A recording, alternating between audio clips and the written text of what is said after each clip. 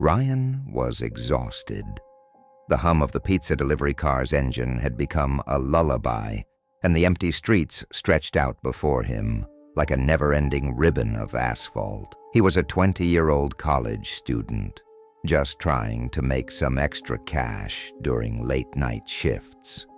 It was the kind of job that didn't require too much thinking, just a bit of driving and a lot of pizza.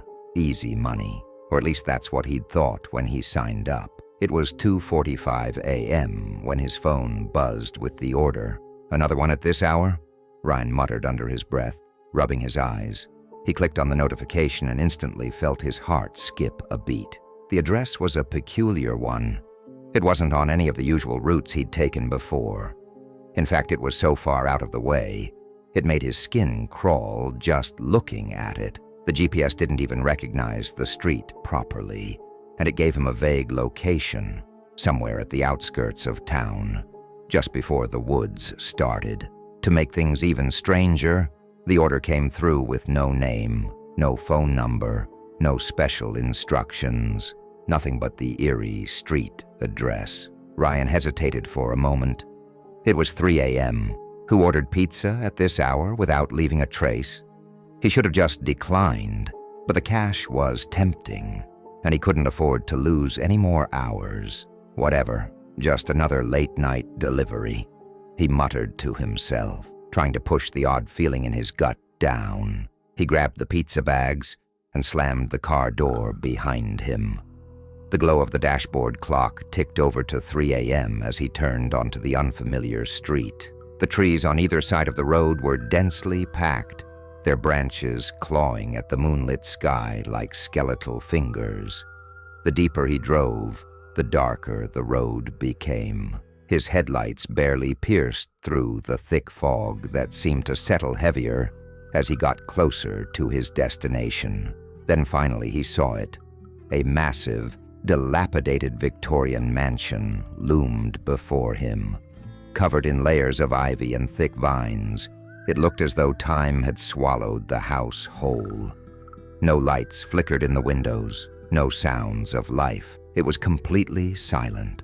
Ryan slowed to a crawl, his unease growing with each passing second. This was nothing like any of his previous deliveries. There was no neighborhood to speak of, no streetlights, nothing. Just this creepy house, sitting in the middle of nowhere. The headlights illuminated the front of the house, and Ryan was sure he saw something move inside. A shadow shifting across the curtains. A gust of wind rattled the branches of the nearby trees, and the front door creaked open slowly by itself, as though inviting him in. Ryan's pulse quickened. He pulled the car up to the front, parked on the gravel path, and stepped out, trying to shake off the strange feeling creeping over him. He grabbed the pizza bags and approached the door, every step feeling heavier than the last. The door swung open fully as he approached, and he was met with the faint smell of dust and stale air. The hallway inside was dimly lit by a single flickering bulb at the far end. The silence was suffocating. "Hello," Ryan called out, his voice trembling slightly. "Pizza delivery for the customer?" No response. He took a cautious step forward, his shoes clicking against the old wooden floors. The air felt cold, and every instinct in his body screamed at him to turn around and run. But before he could even consider it, a figure appeared at the end of the hallway. A man, or at least what looked like a man. His skin was unnaturally pale, almost ghostly white, and his eyes were dark, sunken into his face like deep pits. He stood motionless, staring directly at Ryan with a hollow gaze. His lips parted, but no sound came out for a moment. Then in a voice so soft and hollow, it sent a chill down Ryan's spine. He whispered, "You're right on time." Ryan didn't know what to say. Something was terribly wrong. He didn't even notice the coldness seeping into his bones as the man took a slow step forward. His feet not even touching the ground, it seemed. His eyes never left Ryan's. He didn't blink. Then before Ryan could respond, the man spoke again. "Leave the pizza on the table." He gestured to a table near the door. But Ryan couldn't move. His legs were frozen, his heart pounding against his ribs. The man's voice was so lifeless it sounded like it was coming from somewhere deep in the earth, a place where the living didn't tread. Just leave the pizza on the table, the man repeated, his voice barely a whisper. Without thinking, Ryan placed the pizza on the table and turned to leave, the hairs on the back of his neck standing on end.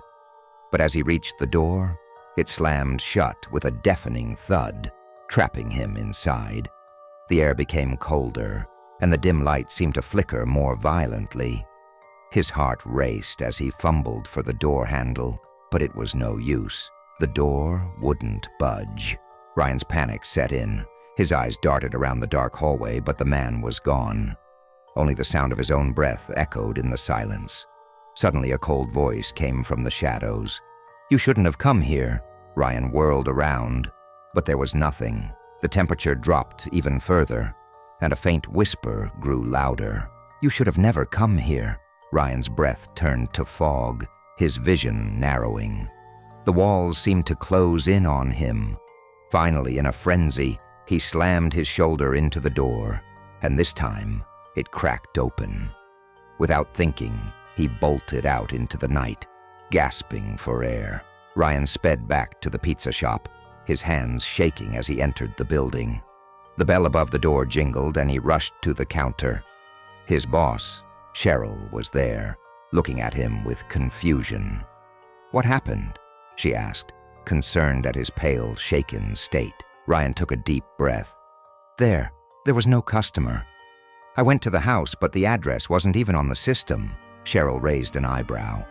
"What do you mean? The system shows no such address. You didn't even leave the store." Ryan stared at her, wide-eyed. "What? No, that's impossible." Cheryl checked the GPS log again, but it was clear. Ryan had never left the parking lot. He had delivered to a house that didn't exist, and that man hadn't been real. Ryan stumbled back outside, his body covered in a cold sweat. As he looked out into the distance, he saw a faint light flickering in the fog, far out near the woods. The outline of the Victorian mansion stood tall in the distance. But this time, it wasn't there. The mansion and the man were gone, and Ryan could only wonder who had really ordered that pizza.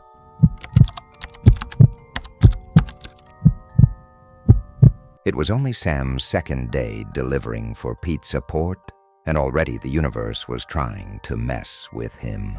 The night had started normally, pepperoni requests, a couple of thin crusts, and even a family-sized meat lovers with a note that read, "No olives, or I'll riot." But around 9:47 p.m., just as he was about to clock out, an order pinged his phone. 1 large cheese pizza, cash on delivery. Address 13 Whispering Pines Lane. Weird, he thought. That road didn't even show up properly on his GPS. The route flickered and glitched before rerouting to a gravel path just past an old gas station. He should have reported it, or just declined, but he didn't. The gravel cracked under his tires as he drove into the dark. No street lights, no signs of life, only gnarled trees stretching over the road like fingers waiting to grab something. His headlights flickered as he passed under the twisted canopy. The air felt colder here. And then the road ended. Ahead of him, Whispering Pines Lane stood like a forgotten movie set. Rows of abandoned homes leaning on broken foundations, vines wrapping them like they were being pulled into the earth, all except one. At the very end of the street, tilted slightly to the left, like it had given up trying to stand straight, stood a house with boarded-up windows and a collapsed porch. It was pitch black. Not a single light inside, but the order said, 13 Whispering Pines Lane. Sam grabbed the pizza box and stepped out of the car. As soon as his feet hit the ground, he felt it, like something was watching him. He turned quickly. Nothing but rustling trees and the hum of insects. He approached the house. Each step onto the porch groaned louder than the last, like the wood was warning him. He raised his hand to knock. Before he could touch the door, it creaked open. slow, deliberate, like it had been waiting for this moment. From inside, a whisper floated out, dry and rasping. "We've been waiting. You're early this time." Sam froze. "Hello?" he called, voice cracking slightly. "Pizza delivery?" No answer. He took a shaky step back, and that's when he noticed it. His car was gone. He spun around, blinking wildly. The gravel road was there, but the car, the engine, the headlights, all gone, as if it had never existed. "What the hell?"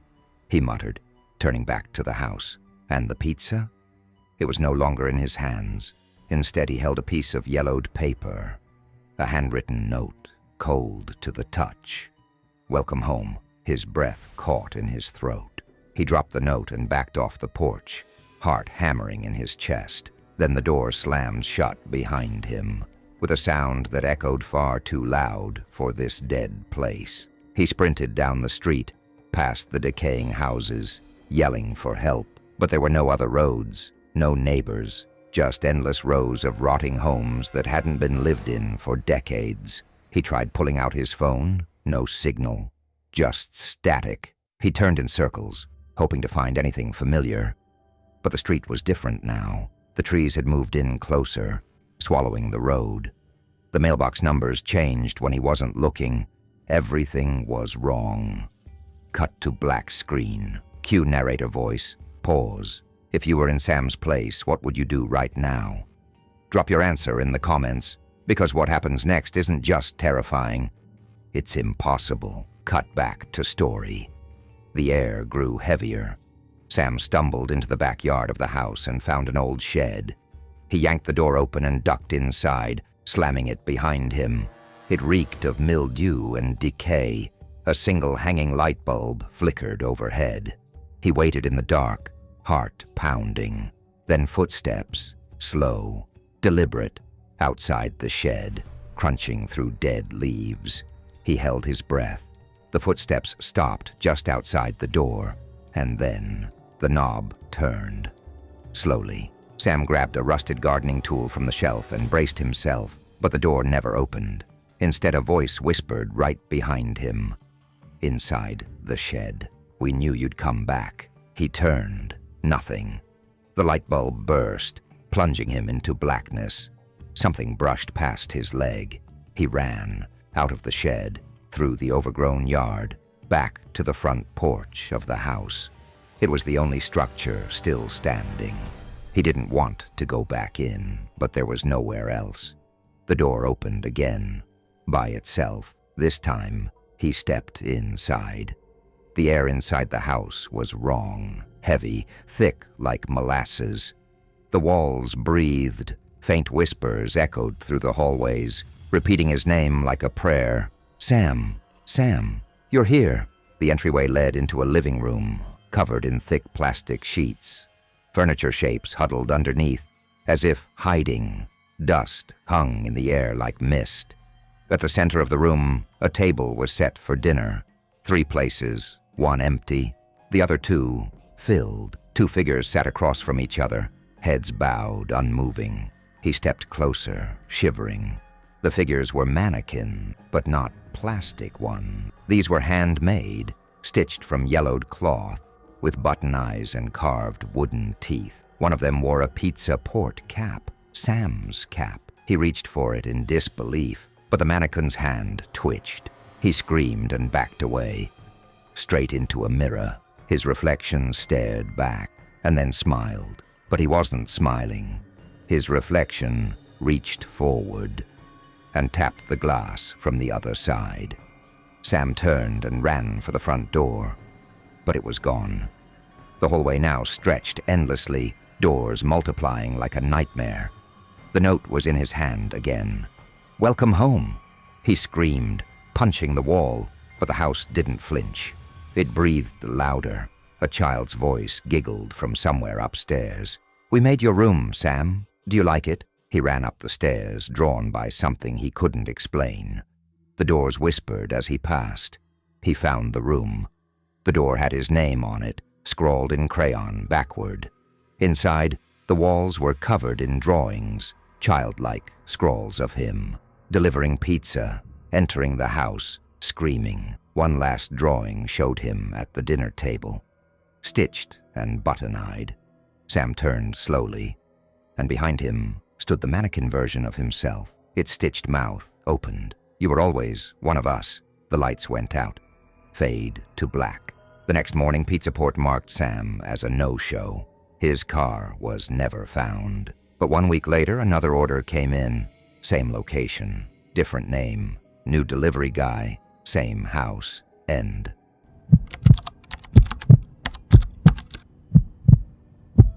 Jay didn't believe in ghosts, cults, or demons. He believed in tips. After 3 years delivering pizzas for Mario's Fire Oven, he'd seen it all. Drunken frat boys mistaking him for their roommate, old women trying to flirt with him for a second meat lover's slice, and one guy who tried to pay with buttons. But this was different. The order came in just past midnight. Double pepperoni, triple cheese, no garlic. Odd combo, sure. But it was the special instructions that made Jay pause. Do not speak. Do not knock. Just enter. He stared at the address, a place he'd never delivered to before. Out in the countryside, way beyond where Google Maps normally gave up and just showed blank green. Jay showed it to his manager. "That's a $50 tip," the manager said with a shrug. "You taking it or not?" Jay grabbed the box and drove. The road stretched endlessly, flanked by dense woods that seemed to lean in toward the road like eavesdroppers. No lights, no signs of life, just trees and the sound of gravel crunching under his tires. His car's headlights finally cut through the blackness to reveal the mansion, 3 stories tall, all brick, with high arching windows that looked more like eyes than glass. No lights were on. The only illumination came from faint candlelight flickering behind the sheer curtains. Jay hesitated. His instincts screamed, "Turn back!" But then he looked at the pizza box sitting in the passenger seat. It was still warm, still pulsing with steam, and still promised $50. He sighed, grabbed it, and stepped out. The gravel crunched beneath his feet as he approached the tall wooden door. No doorbell. No knocker, just a brass handle shaped like a serpent, biting its own tail. He opened it slowly, no creak, no resistance. It was like the house wanted him inside. And it was warm, too warm. Candles lined both sides of a long corridor, like a runway. Their flames didn't flicker, even as he walked past. At the far end, the hallway opened into a vast dining room where a long oak table stretched across the room like something out of a medieval castle. At the center sat a cloaked figure. It didn't move when Jay entered, just raised one gloved hand and pointed at the table. "Set it down," the figure said. Its voice wasn't human. It was too deep, too resonant, like someone speaking from the bottom of a well. "And leave before the others arrive." Jay set the box down carefully and backed away. But curiosity is a trait that kills cats and underpaid pizza boys alike. As he neared the exit, he paused. Something was wrong. The walls, they were moving. Not like shifting shadows or settling bricks. The wallpaper rippled, as though something behind it was slithering, following him. He turned to bolt. The front door slammed shut behind him with a thunderous boom. He lunged for the handle, but it was gone. Just flat, cold wood. No way out. Jay spun around, and the figure at the table was gone. Only the pizza box remained, and it was moving, pulsing, as if something inside was alive. He took a slow step forward. The box jerked once. Then it began to breathe. Not metaphorically. The cardboard swelled outward, then deflated with a hissing exhale. Steam poured from its edges. Jay felt heat against his face, as though the thing inside the box were sweating. He reached forward, hesitating for a split second, and lifted the lid. Inside was no pizza. It was raw, pink, wet, muscle, veins, a beating heart, a massive, greasy, human-sized heart. And it was looking at him. It had eyes. Jay stumbled backward as the heart twitched, and let out a wet, gurgling sound, almost like a laugh. Suddenly, chants. Low, humming voices began to echo from somewhere below. Latin phrases repeated in an endless, escalating rhythm. He ran for the nearest hallway, his footsteps muffled by thick crimson carpets that hadn't seen daylight in decades. Doors lined the hall, some cracked open, some shut tight. From one, something sobbed. From another, something whispered, "Jay, Jay, stay." He stopped cold. That was his name. No one had asked his name. "Jay," the voice repeated. "You're the delivery." He turned. The cloaked figure stood behind him, inches away. Only now its hood had fallen back, revealing nothing, just a black void. An endless, swirling tunnel of darkness where a face should be. "You stayed too long," it said, "and they're hungry." Behind Jay, the walls erupted. Dozens of limbs, blackened, twisted, ripped through the wallpaper, clawing at the air, dragging themselves forward. Mouths opened where elbows should be. Eyes blinked on fingers. Jay ran. He threw open doors. One room full of children chanting in reverse, another holding a mirror where his reflection grinned back with no eyes. Every room worse than the last, until he found a staircase, spiraling downward into pitch black. He didn't care anymore. He plunged into the darkness. He emerged in a basement, lit by a circle of candles. Symbols drawn in blood covered the floor, and in the center, a pit, a deep, gaping hole with smoke curling up like fingers.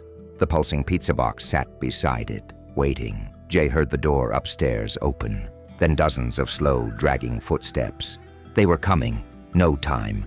He kicked the box into the pit. The chanting stopped. Everything froze.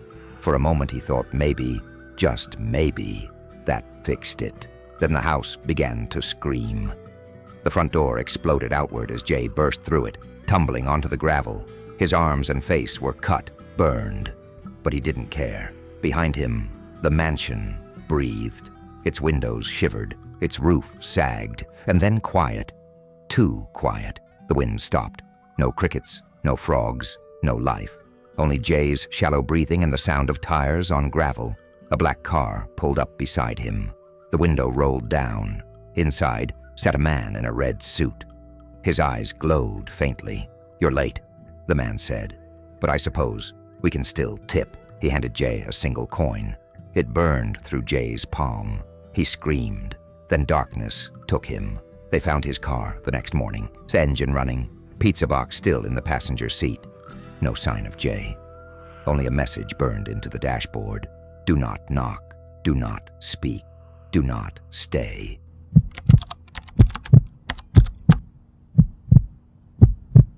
It was a stormy Friday night. The kind of night that made you want to crawl under the covers and forget the world outside. The wind howled through the streets, and rain pelted the windows of Eli's car as he sped down the empty roads of the city. The flickering streetlights cast eerie shadows across the deserted streets. At 22, Eli had worked as a pizza delivery driver for almost a year. But tonight, there was something unsettling about the whole atmosphere. His shift was nearly over. Just one last delivery. A pizza to apartment 313 at the old Caraway Towers. Eli had heard all the rumors about the building, how the wallpaper peeled off in strange, ghostly patterns, how the lights would flicker at random, and most chilling of all, how there were whispers about something unnatural living in the building. But Eli wasn't the superstitious type. He needed the money, and one last delivery was just a part of his job. The old building stood tall in front of him, its dark silhouette barely visible through the storm. It looked like a relic of another time, something forgotten and abandoned by the city. He could almost feel the weight of the building's age pressing down on him as he walked up to the front door. The elevator groaned when it finally reached the third floor, and the doors opened with a creak that echoed down the hall. Apartment 313 was at the very end of the corridor, and as Eli walked down, the dim lights above flickered ominously. casting long shadows that seemed to stretch and twist. When he reached the door, he hesitated for a second. The chill in the air made his breath visible, and his fingers trembled slightly as he rang the doorbell. After a long moment, the door opened, but no one was standing in the doorway. Instead, a figure stepped back from the shadows, the dim lighting casting strange angles on his face. The man looked unnervingly thin, his clothes hanging off him like they were 2 sizes too big. His face was mostly hidden, the shadows obscuring his features, but Eli could make out the gauntness in his cheek and the sunken eyes that seemed to stare right through him. The man's hands trembled as he reached for the pizza, and when he handed Eli the cash, his fingers brushed against Eli's skin with a coldness that made him shiver. "Thanks. It's been a long time since I've eaten," the man whispered, his voice raspy and weak. Eli nodded quickly, eager to get back to the warmth of his car and finish his shift. He didn't say much, just a quick, "No problem," before turning and heading down the hall. The man watched him from the doorway, his presence lingering like an afterthought. As Eli descended back to his car, the rain had grown heavier, and the wind was now howling like a pack of wolves. He quickly climbed into his car, shaking off the odd feeling that had settled over him. The night felt off. But that wasn't new. After all, working late hours in a city like this, you couldn't help but feel that sense of unease. The next morning, he woke up to a call from his store manager. Her voice was frantic, almost panicked. "Eli, did you make a delivery to apartment 313 last night?" "Yeah, I did. Last delivery of the night. What's up?" Eli replied, still groggy from sleep. "Eli, that apartment has been sealed off for 5 years. There was a fire there. No one's lived there since. You shouldn't have gone up there." A sinking feeling twisted in Eli's stomach. "What do you mean?" The guy paid for the pizza. He seemed fine. The manager was silent for a moment. "The fire. There was a man who lived in that apartment. He didn't make it out. We were told no one should go up there, but how could you have delivered pizza?" Eli felt his blood run cold. "Wait, are you telling me that guy? Eli, that apartment has been abandoned for years. Nobody lives there. Get over here now. I need to see you." After hanging up, Eli was left with a gnawing sense of dread in his gut. His fingers hovered over the pizza receipt, which he'd kept in his car. He hadn't looked at it closely last night, but now he did. The ink on the receipt seemed to blur under the harsh morning light. His eyes widened as he read the message that had appeared, seemingly from nowhere. "Come back tonight. I'm still hungry." It wasn't just the message that sent a chill down his spine. It was the fact that the cash he had been given, the $100 bill, wasn't just old. It was black, completely, unnaturally black. Eli stared at the bill, his hands shaking as he held it up to the light. The ink was smudged, like the money had been soaked in something dark, and it almost seemed to pulse with a life of its own. His heart raced as he tried to shake off the feeling that something terrible had just happened. Could it be a prank? Maybe the guy was just a weirdo who was playing some sick joke. But then why had the bill turned black? And why did the receipt have that chilling message? Eli tried to push the thoughts out of his head. He drove to the store, his mind racing. But no matter how much he tried to convince himself it was all just a mistake, something told him this wasn't over. Later that night, after hours of trying to distract himself, Eli couldn't stop thinking about it. The image of the man's face in the shadows, the tremor in his hands, the eerie black money. It wouldn't leave him. The curiosity gnawed at him, and against his better judgment, Eli found himself driving back to Caraway Towers. He had to know if the apartment was really sealed off. When he arrived, the building looked even more ominous than it had the night before. The wind howled through the cracks in the walls, and the lights flickered sporadically. The elevator groaned as he ascended to the 3rd floor, and the hallway was dead silent. As Eli walked toward the door of apartment 313, he realized he was holding his breath. Before he could even reach the door, it creaked open by itself. There, standing in the doorway, was the same man. His face was even more pale now, if that was possible. His hollow eyes stared at Eli with an intensity that sent a jolt of fear through his veins. "You came," the man whispered, his voice barely audible above the storm outside. "I'm still hungry." Eli backed away, his heart pounding in his chest. The man stepped forward, but there was something wrong about his movements, something unnatural. His limbs seemed to stretch as if he were floating toward Eli. The air turned cold, and the room filled with the scent of decay. Suddenly, Eli realized the man wasn't just hungry for food. He was hungry for something far worse. Before Eli could react, the door slammed shut behind him, trapping him inside.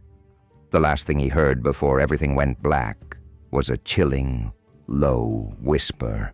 "I'm starving."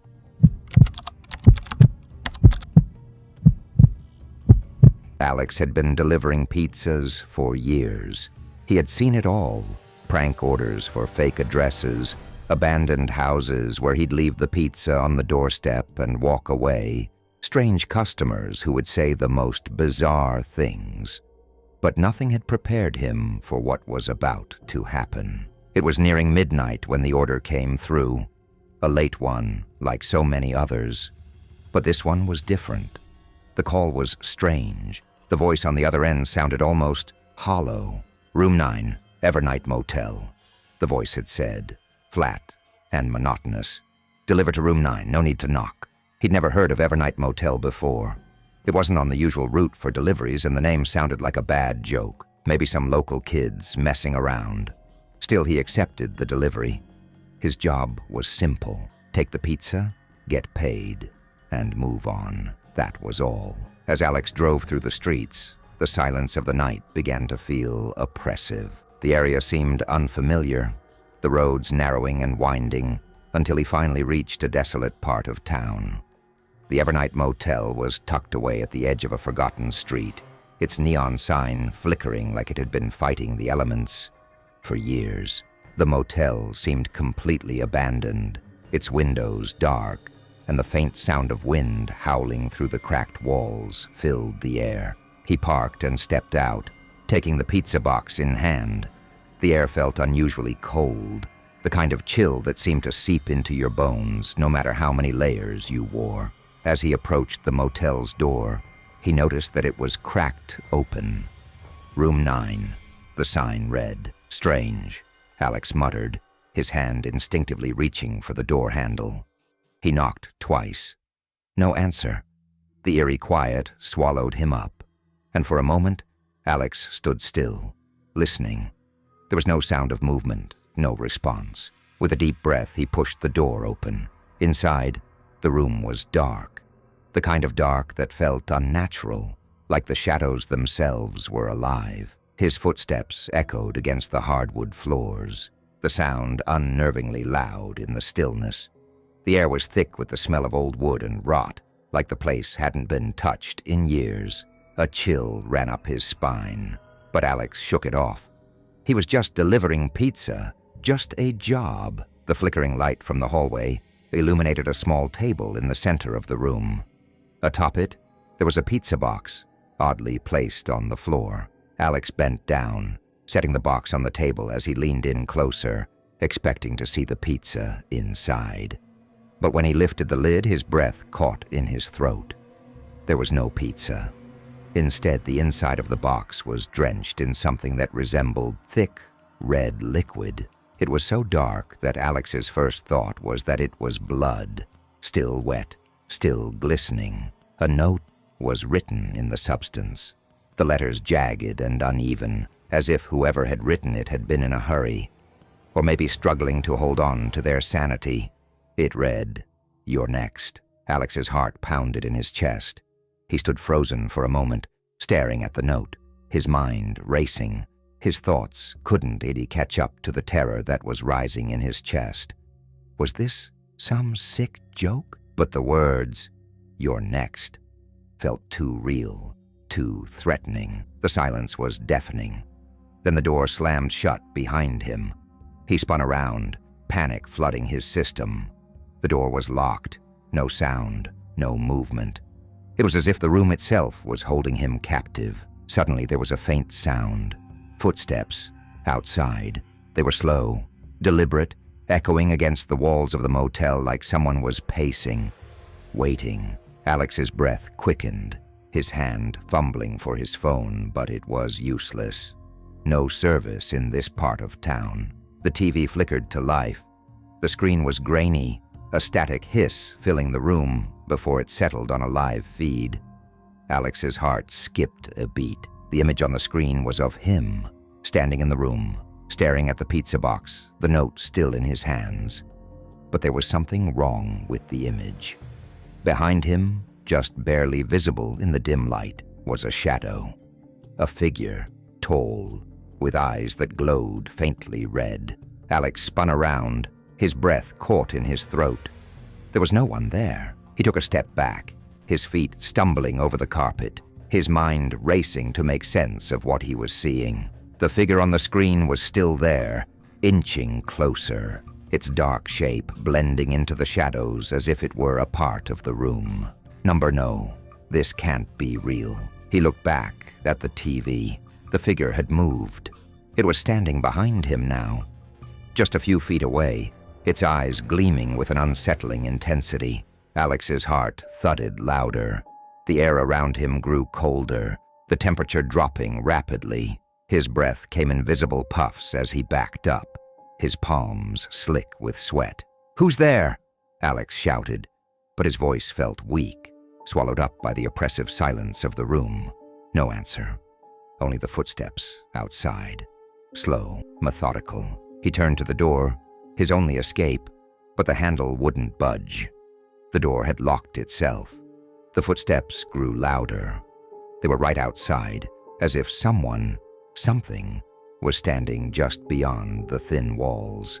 The shadows in the room seemed to stretch unnaturally, and the air grew thick with the smell of decay. Alex was trapped. There was no way out. He grabbed the pizza box, his mind racing for a plan. Anything, but his eyes flicked back to the screen. The figure was closer now. It was no longer just a shadow. It was a man. Or something that looked like a man. The figure's face was obscured by darkness, but the eyes, those glowing red eyes, were unmistakable. They locked onto Alex's. "You're next." The words echoed in his mind. The same message from the note, now amplified in the room. Alex's breath hitched. His body trembled. He needed to escape. He needed to get out. But as the figure stepped forward on the screen, Alex realized something that made his blood run cold. It was wearing his own face. With a scream that echoed through the motel, Alex spun around. But before he could make another move, the lights flickered and went out. The room was plunged into darkness. And then, nothing. No footsteps, no TV, just the sound of his own terrified breathing. But the next morning, when the sun broke through the clouds and the motel came back into view, there was no sign of room 9. No motel, no pizza box. Only a stretch of abandoned land where Evernight Motel used to stand. And on the ground, written in blood, were the words, "You're next."